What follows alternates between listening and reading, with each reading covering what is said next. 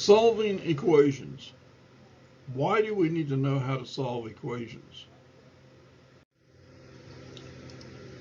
If you have taken the NATE test, you have come across a number of equations. In order to come up with the correct answer, you need to know how to solve equations. Let's look at a simple equation. Z equals 20 minus 10 squared times 2 plus 12 minus 4 divided by 2. There's a process to solve this equation. Step 1. Solve all operations in parenthesis first.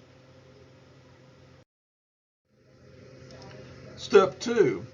Solve all exponents, the superscripted number, next. Step 3. Solve all multiplication ops next. Step 4. Solve all division ops next. Step 5. Solve all addition ops next. Step 6. Solve all subtraction ops next. By following these steps, you can solve any equation.